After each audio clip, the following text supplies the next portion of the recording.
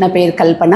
ఈరోజు Telugunadu anganwadi trade union తరపున కొన్ని విషయాలు చెప్పాలని మీడియా ముందుకు వచ్చాము. మన రాష్ట్ర ముఖ్యమంత్రి వర్యులు చంద్రబాబు నాయుడు గారు మరియు కేంద్ర పార్టీ కార్యనిర్వహణ అధ్యక్షుడు నారా లోకేష్ గారి సహకారంతో రాష్ట్రంలో ఉన్నటువంటి అంగన్వాడీ కేంద్రాలలో పనిచేస్తున్న వర్కర్స్ మరియు హెల్పర్స్ అభ్యున్నతికి కృషి చేయాలనే సంకల్పంతో పార్టీ అధ్యక్షులు పల్లా శ్రీనివాస గారు మరియు ఎమ్మెల్సీ పరుచూరి అశోక్ బాబు గారి బాధ్యతలు అప్పచెప్పిన సందర్భంగా రాష్ట్ర వ్యాప్తంగా TNTUCకి అనుబంధంగా తెలుగునాడు అంగన్వాడీ ట్రేడ్ యూనియన్ ఏర్పాటు చేయడం జరిగింది. ఈ సంఘం మనం మొత్తం స్టేట్ వైడ్ ఉంది. దీనికి మొత్తం లీడ్ చేసేది పైనుంచి లోకేష్ గారు లీడ్ చేస్తున్నారు.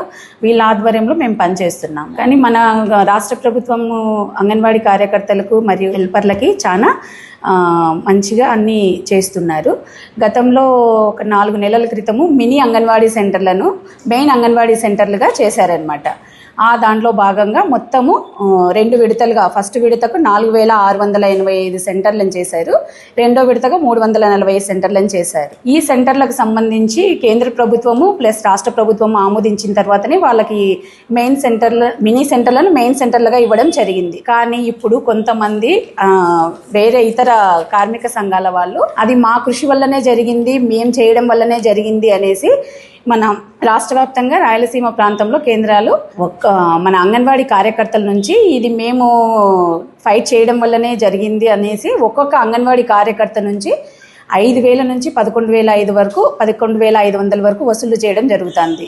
ఈ విషయము ఒక 4-5 రోజుల నుంచి మన పేపర్లలో కూడా వస్తూ ఉంది. ఇది ఎక్కువ సత్యసాయి జిల్లా, అనంతపురం జిల్లాలలో జరిగింది. దానికి అనుగుణంగా ఇప్పుడు పైన పార్టీ ఆఫీస్ నుంచి ఖచ్చితంగా ప్రతి ఒక్క జిల్లా లెవెల్లో ఒక మీటింగ్ పెట్టమని ప్రెస్ మీట్ పెట్టమని చెప్పారు. దీనికి సంబంధించిన విషయము నారా లోకేష్ గారు కానీ మన మంత్రి గుమ్మడి సంధ్యారాణి మేడం గారు కానీ ఎవరికి ఎటువంటి ఒక్క రూపాయి కూడా ఇవ్వకూడదు.